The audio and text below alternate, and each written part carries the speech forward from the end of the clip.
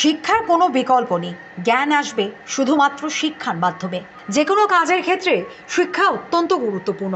মঙ্গলবার উত্তর জেলার পানিসাগর বিধানসভার জলেবাসায় 5 কোটি টাকা ব্যয়ে গড়ে ওঠা নবনির্মিত ডিস্ট্রিক্ট ইনস্টিটিউট অফ এডুকেশনাল ট্রেনিংয়ের উদ্বোধন করে বক্তব্য রাখতে গিয়ে এই কথাগুলো বললেন মুখ্যমন্ত্রী প্রফেসর ডক্টর মানিক সাহা।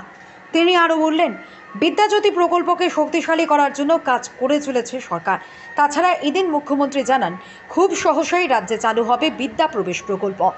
পাশাপাশি তিনি শিক্ষাক্ষেত্রে বর্তমান সরকারের উন্নয়নমূলক বিভিন্ন কাজের কথা তুলে ধরেন নিজের বক্তব্যের মধ্য দিয়ে। এদিনের এই অনুষ্ঠানে মুখ্যমন্ত্রী ছাড়াও উপস্থিত ছিলেন মন্ত্রী টিঙ্কু রায়, বিধায়ক যাদবলাল নাথ সহ অন্যান্যরা। ত্রিপুরাতে এর আগে district institute of education and training অর্থাৎ ডায়েট বলে এর আগে আমাদের প্রায় 4টার মতো ছিল, এটাকে নিয়ে 5টার মতো হচ্ছে। আমরা সবাই জানি যে কোনো শিক্ষিত সমাজ সেখানে নির্ভর করছে যে ওই জায়গার মানুষ কত শিক্ষিত হয়েছে, অর্থাৎ আসল মেরুদণ্ড, এটা ভেরি ইম্পর্টেন্ট। আমরা এডুকেশন নিয়ে খুবই চিন্তিত এবং সেটাকে আমরা প্রায়োরিটি ডিপার্টমেন্ট হিসেবে আমরা সবসময় আমাদের গভর্নমেন্ট সেটাকে গণ্য করে।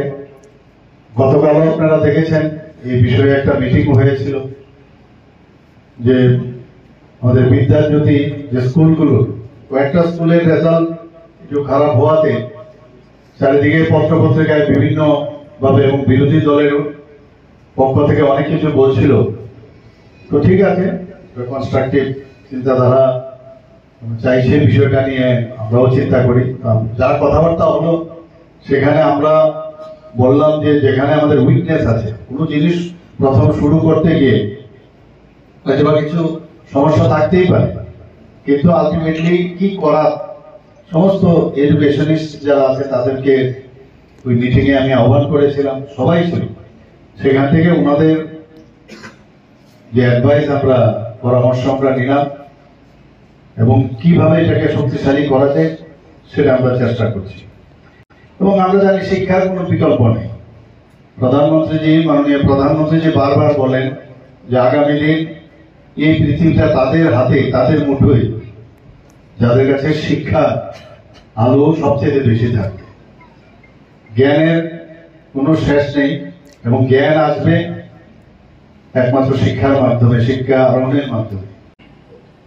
2023-24 অর্থবর্ষে আমাদের যে কেন্দ্রীয় সরকার সেখানে শিক্ষা খাতে মোট 1,12,899 কোটি টাকা বরাদ্দ করেছে। মানে কতটুকু শিক্ষা ক্ষেত্রে